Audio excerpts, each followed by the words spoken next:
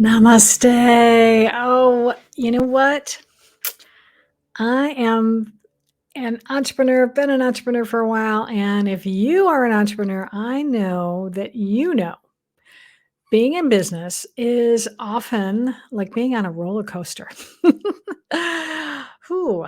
And so, how do we manage those ups and downs that come along with being a business owner without feeling stressed all the time? Well, stick around because we are going to talk about why resilience and renewal are important for entrepreneurs and women in particular, because, hey, that's what I am. And I know probably a lot of you out there are as well. So if this is your first time joining us, welcome. I am Gloria Grace, the light messenger and holistic business guide.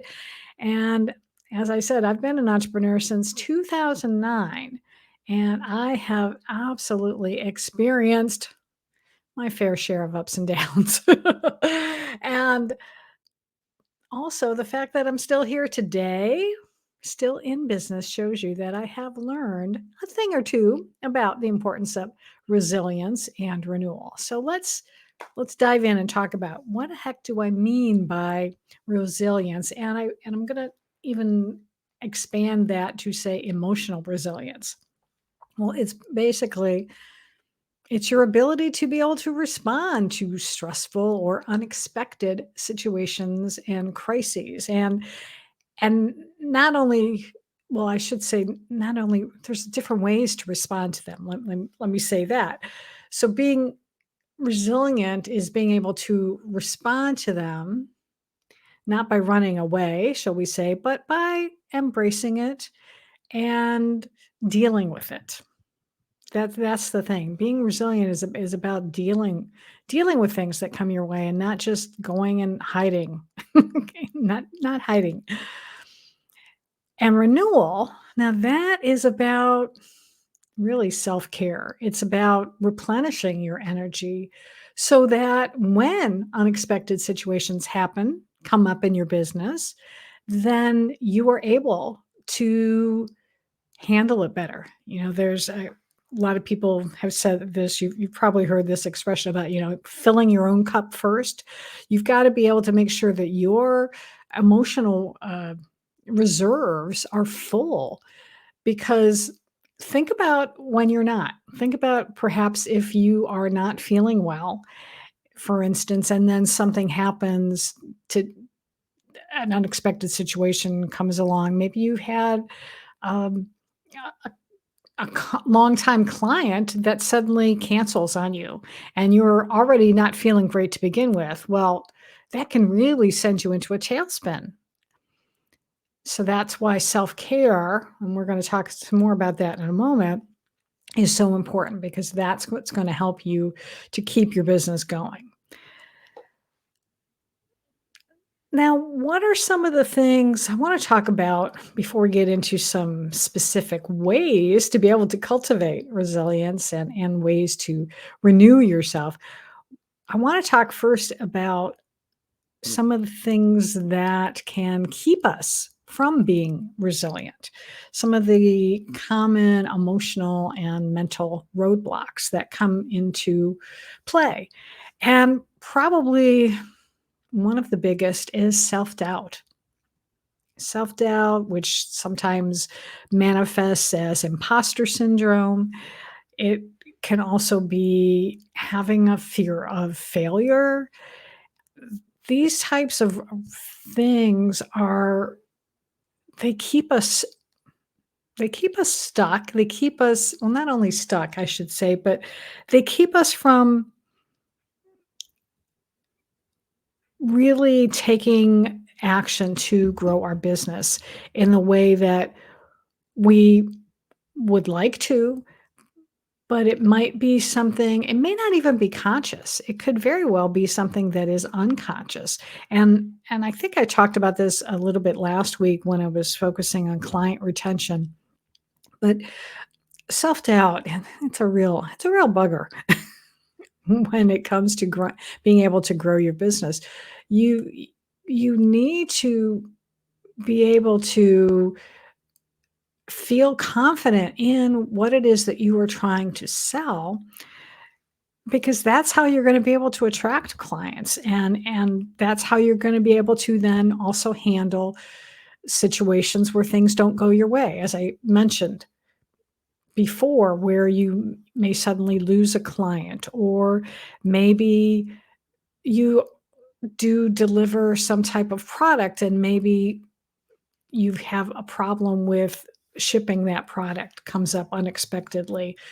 Maybe UPS goes on strike. I think they just settled their contract here in the United States recently, but there was some talk about the United Parcel Service drivers going out on strike. That would make it very difficult to deliver your product to your customers. Um, Other things that can happen, other roadblocks that come up that might keep you from being as resilient, being able to handle things, is not having clarity about your business, or also being, here's a big one really, is being slow to make decisions. When you are in business, sometimes you really do need to be able to make decisions quickly. And if you are going back and forth and not sure what to do, that's when opportunities can pass you by. So it is very important for you to be able to learn to make decisions, and that's can help you then when you are faced with something that comes up that's unexpected, that can help you to figure out another way to go about it. And what's I was pausing there a minute because I was thinking that I've had this happen, just as an example, where I was gonna do my podcast one time. I think it was a podcast, either a podcast or I was gonna have a networking meeting. Maybe it was a networking meeting, actually. Yeah, I think that's what it was, and we had had a hurricane come through here in Florida, and so the power went out. And b but the hurricane had already gone by, like, the previous day, but we were still having some issues with power, so I didn't have any internet service, but I still wanted to be able to do the call with my women's group that I have. So I, could have just said, "Oh, screw it, we're not gonna do it," and just cancel it, somehow get messages out, which was gonna be challenging because I only had really my phone that did have some internet. But it did dawn on me, is that, "Oh, wait a minute. I have a tablet that has internet connection through my wireless provider." So I was able to get the tablet up and be able to conduct the meeting through Zoom, through my tablet, even though my regular laptop that uses a router to connect to the internet wasn't able to connect because of not having any power. So being able to, think on my feet, make a decision, say, "Oh, what else can I do?" Those are skills that every good, successful entrepreneur needs to be able to cultivate and be able to do that. So let's get to it. Let's not muck around anymore. Let's get to what can we do to cultivate resilience. And one of the things that you can do is to be mindful, to really start a mindfulness practice. Because I have found, well, for me, my mindfulness practice is meditation. When I start the day with meditation, it gets me in that good frame of mind so that I'm not stressed. And I think that's the important thing, actually, now that I'm thinking about it. One of the things that will really help you in being able to cultivate resilience is being able to keep your stress levels under control, to find tools, find ways that you can be able to deal with things that come up, because there will be things happen all the time that will want to take you off your game. So if you can instead find a way to be able to stop, take a breath, before you make a decision, because that also helps when you stop and you breathe. It gives your the other part of your brain that time, not so you're not reacting from that our primitive brain, but you can really let that higher consciousness come about and start to be able to react in a better way. Other things that you can do to be able to cultivate resilience, believe it or not, is setting boundaries. Learning to set boundaries for yourself, for your business, for your employees, for your team members, your partners. And that is learning how to say no occasionally, but say it with grace and be able to say, I can't do this right now. I've got this other thing that I'm doing, and let people know that you're only available during this time. You can't talk to them at this time, things like that. So setting boundaries is so important. The other thing that is important about, or that can help you, I should say, in cultivating resilience is learning to embrace failure as a learning experience. And I've heard this somewhere. I don't remember where, and I may not have it exactly right. So I was Googling it just to double check. But the word fail you can turn into an acronym. And so it stands for first attempt in learning. And think about it, whenever you do something for the first time, odds are you're not going to do it perfectly. You might, it's very possible, but you may not. And it's okay. It's your first attempt at learning to do something. So when you can learn to embrace failure, then again, that helps build that resilience muscle. And it will be so important when things don't go right later down the road, because then you're going to be able to say, okay, this sucks. I'm disappointed that this didn't work out. And what can I learn from it? What can I learn from it? That's so important. And the other thing, this goes along with this in being able to handle failure, is then showing some self-compassion towards yourself. Be kind to yourself and just say, hey, it's okay. You're human. You made a mistake, or this other person made a mistake. And in fact, I had this happen years ago. I had a virtual assistant who, what had happened? It was something where I think she accidentally deleted like a lot of my contacts, I think, on my email list or something like that. It was something that it was could be perceived as catastrophic, but you can see I've don't even remember exactly what it was. So clearly I got over it. I know I was a bit upset in the immediate aftermath of what it was. However, she came to me, she apologized, we figured out a way to resolve it. I'm not sure exactly what it was, but I was able to get through it and reassure her it's not the end of the world. You're human. You made a mistake. It's okay. What can we learn from this so that it doesn't happen again? And put in some procedures to ensure that. And that's where that opportunity comes from when things do trip you up, something goes wrong in your business. Use it again, use it as a learning experience and figure out what you can do to change a procedure perhaps to make sure that it either doesn't happen again, or perhaps it will be not as severe the next time something happens. The results of it won't be as bad. Now, I mentioned a little bit before about renewal and that it's about self-care. So why is that important? Especially if you want to be in business for a long time. Why is it so important?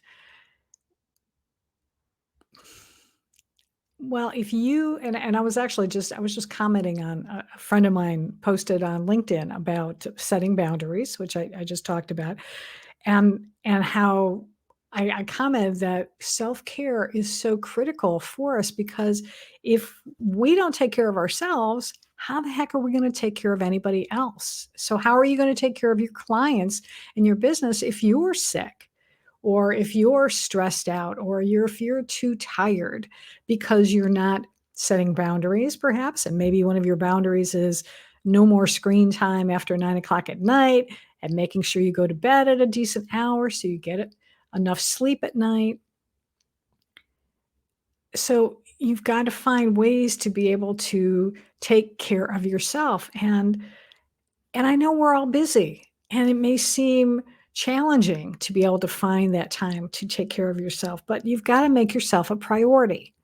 So if that means scheduling time on your calendar for meditation, or scheduling time once a month or once a week, even if you can do it, to get a massage, uh, scheduling time off. Again, set working hours for yourself. Maybe you want to just work 9 to 5 or 9 to 6 or something, Monday through Friday, and have your weekends off. Have some time for yourself. But you've really, I cannot stress this enough. Self care, self care, self care.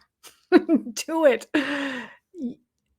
You will benefit, your clients will benefit, your team will benefit if you feel good and you are taking care of yourself, because that's how you're going to be able to keep your momentum going, how you're going to be able to react when challenges, the inevitable challenges come up, and then you're going to be able to react from a calmer place and move forward. And that's what we want to do, and you're going to be able to stay in business. Oh, prime example. Oh my gosh. So we had a pandemic here just a couple years ago when everything shut down. And so the resilient people, the resilient entrepreneurs out there were the ones who pivoted, who said, "Okay, I can't do my business in person. Let's see if I can do it online instead." Teach some online classes instead of doing in-person classes. All of these meetings went online. All of these conferences went online. So you can sit down and have yourself a pity party over things happening, or you can say, "Okay, I'm going to put on my big girl pants and figure out how I can get stuff done," and then do it. And when you do, you can be really, really successful. And I'll share a couple stories with you. Well, number one, actually, I'm going to share one story with you, but one example is Sarah Blakely. She is creator of Spanx, and which is this shapewear product. I've never used it myself, but it's a billion-dollar business. But she had to go through a string of rejections before she was able to get that product off the ground and to be able to make it the successful company it is today. She didn't give up. And in fact, I'm thinking now of the authors of Jack Canfield and what is it, Mark Victor Hansen, who wrote the Chicken Soup for the Soul series books. I think they went through. I think they sent out hundreds, maybe, or at least 100. Um, Went to 100 different publishers or something, I think, maybe even more. I know I've heard one of these guys tell the story before somebody actually was willing to publish their book. And now it's this huge, huge, huge company, and they have multiple iterations of the Chicken Soup for the Soul books out there. I have several of them. I think I've got one of them in my bookcase over here behind me. And then I can tell you from personal experience, I actually interviewed Laura Barker on this podcast back in 2021 about the challenges that she and her partners faced in launching a hair accessory product that her partner had invented, and that's called Zazzy Bands. And it's like a hairband that's similar to sunglasses. Actually, is kind of how it works. It's a very cool thing. But anyway, they kept going even though they had different setbacks, and now their products are sold internationally. You can find them on Amazon, on Temu, and they've got 31,000 followers on Instagram. But not only that, so Laura was involved in this company, but she's is an amazing person because she not only does that, but she also has her own firm. It's called Barker Business Solutions, and she teaches LinkedIn. And in fact, she's my LinkedIn coach. She has helped me with my LinkedIn marketing. And and then she's also been a client of mine as well for when I do light language. But she really knows the value of renewal because she has told me that she makes sure that she meditates twice a day. And that is what helps keep her going, keeps her healthy healthy mind and a healthy body, and that's what enables her to not only be able to do things like help run a company, probably I'm not sure how many millions of dollars in sale. I'm guessing they're $1 million company. I presume they are by now. And but running that company, but then also running her own coaching business where she coaches people on how to use LinkedIn. So let's recap here. Let me pull it together here and just I want to offer you some really quick tips about how you can go about to start building resilience and focus on renewal right now. So I would say number one is to, again, manage your time well. So maybe that's setting a timer to take a break, especially if you spend time behind the computer like I do for any length of time. Set a timer for 30 minutes or 50 minutes and then get up and walk around, go get a drink of water, go get a cup of tea or a cup of coffee, go for a walk, meditate, devote even 5 or 10 minutes a day. Spending that in meditation is going to help you to stay more grounded, more centered, and ease your stress levels to handle crises that will come up, and not only in your business, sometimes in your personal life as well. So being able to do that. If you want to cultivating an optimistic mindset is really, really key to being successful long term. So find things that you can watch on YouTube. I love listening to Abraham Hicks, Esther Hicks with Abraham. Those videos on YouTube are really great for helping you, especially some of the rampages she'll do to that people have put together. What really helps you to just focus in on being that positive person and being able to go with the flow. She talks a lot about, or Abraham, I should say, talks a lot about going with the flow as opposed to trying to fight against the current. Check that out. And of course, take care of your body. Eat healthy foods. Give it plenty of rest. Give it plenty of exercise. If you take care of your body, then your body's going to take care of you, and you're going to be much better prepared to be able to take care of your business and to be able to ensure that it keeps going. And then eventually you can start thinking of things like legacy and all of that fun stuff. But maybe that'll be a subject for another episode down the road. I don't know. So I hope that this has been useful for you today. And I will share one other thing with you is if you ever have any questions about anything that I've been talking about today, reach out to me. You can reach out to me on social media. You can go to liveloveengagepodcast.com. That takes you to my website where you can contact me. There's a little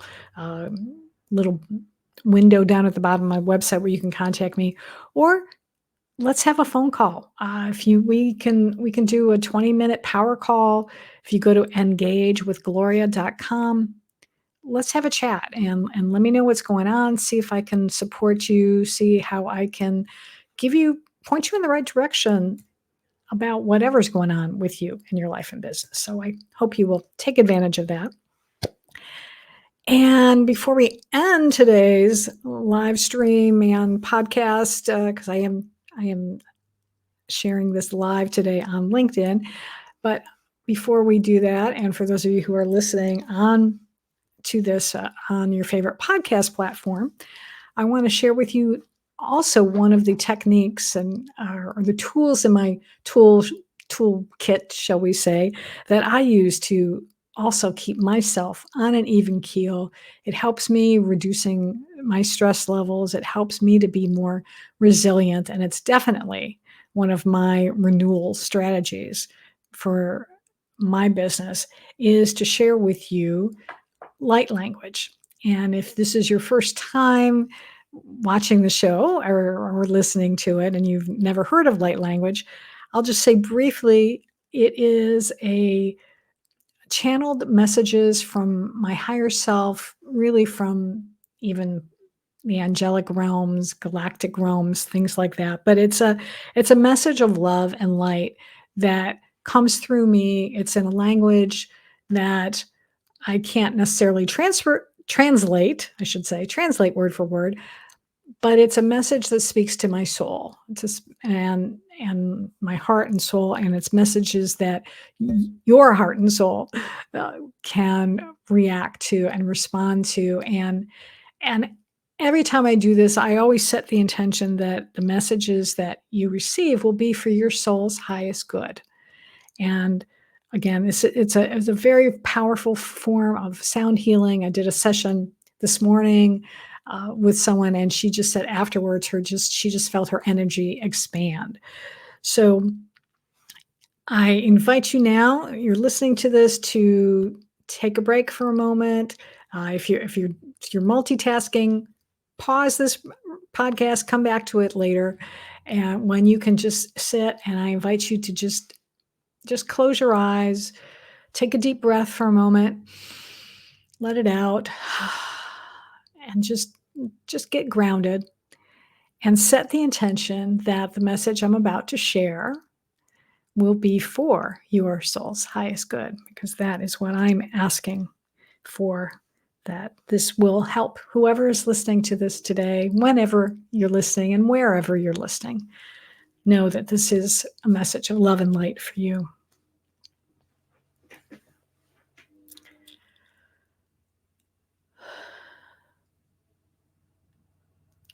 Oku kaya tokana, koya na kaya tohuha. O sonyo no kuatia, sohuya no kia soko. Kohoya no kuya, soko ya heke. Soko kuyo nakaye, sakuyo no koshia totohumana, kaya no kuya takusha katakiano, hana korea patia kushayo no kupanikea, hekashakaria tokuisha nakateteata. Hanaku kayo tohoya toyoto, kayo no kui kohoya tahi. Sakoye ta sonu no kohe tahayoto sakoya kohi koyato asoshono kayoto saoyato kohu saoku sayotoku.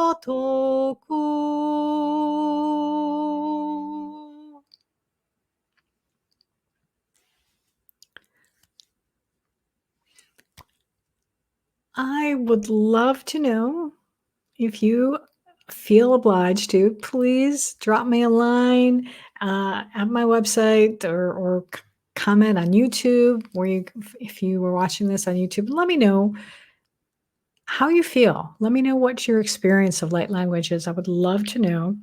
And if you would love to experience a little bit deeper session with me during the month of September 2023, I am offering a free 15-minute intro session of light language.